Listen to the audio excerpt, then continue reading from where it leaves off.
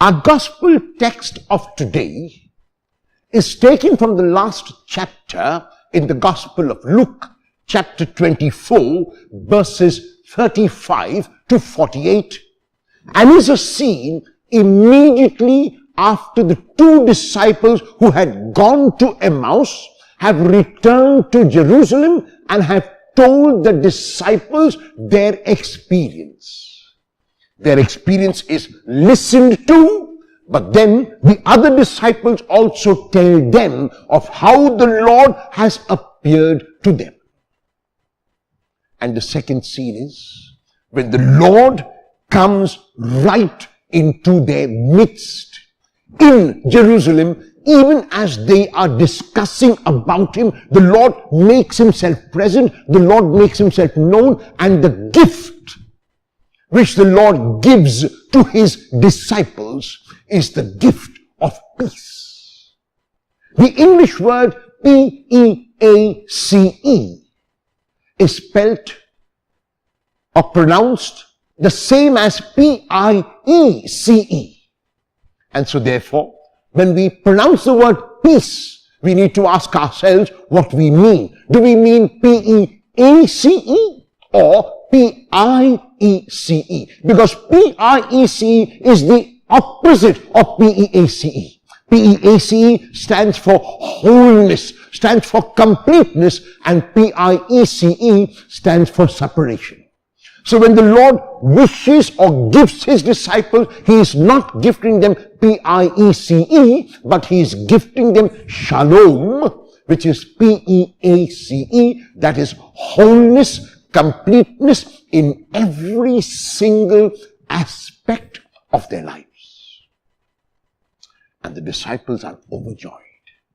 And the disciples experience this wholeness which the Lord brings. And because there is a continuity between the Jesus who was crucified, laid in the tomb, and rose again, and Jesus wants to show this continuity, he asks them if they have anything to eat. The reason why he asks them is because they are still confused about whether it is really the Lord, whether the Lord has really risen, and who is this who has made his appearance to them. And even as they debate among themselves, they offer the Lord a piece of broiled fish, which he takes and eats before their eyes. It is now a different Lord, and yet there is a continuity between the Jesus who lived in first century Palestine and the risen Christ now who makes himself known and offers his disciples the gift of peace. In the last verses of the text of today, Jesus explains once again to the disciples how all that happened had to have happened because it had been ordained by God. It had been planned by God.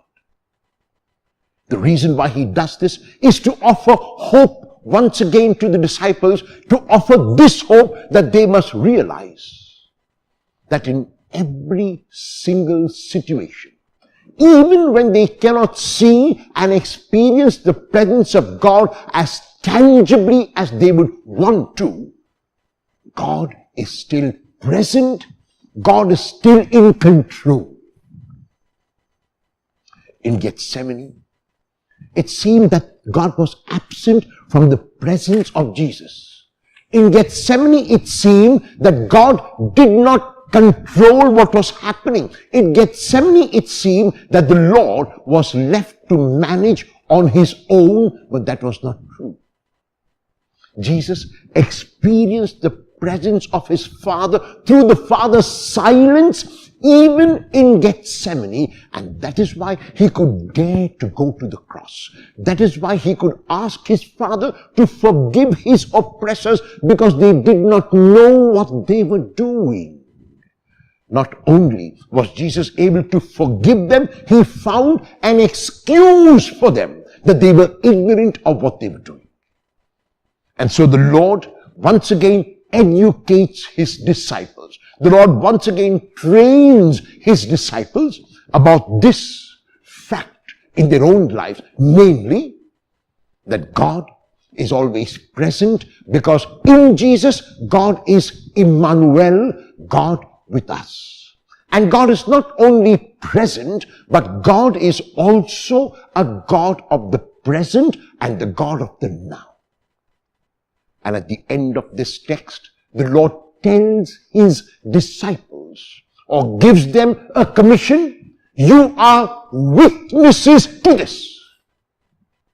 In other words, the Lord makes clear to his disciples that people who do not know him will never know him if the disciples do not make him known. The English word witness comes from the Greek marturia, from which we get our English martyr. So every one of us who professes to be a disciple of Jesus is willing to be a martyr on his behalf, to be a witness to the Lord. And this witnessing is not only, not even primarily by the words that we speak about the Lord, but by the actions that we perform. If we, like the Lord, reach out and break ourselves like he broke bread and himself, if we share whatever we have with others, if we are less ambitious and less accumulating and more giving and more serviceable, then the Lord is seen, the Lord is felt, and the Lord is experienced. Will you hear the command of the Lord to be a witness on his behalf? And will you be that witness today?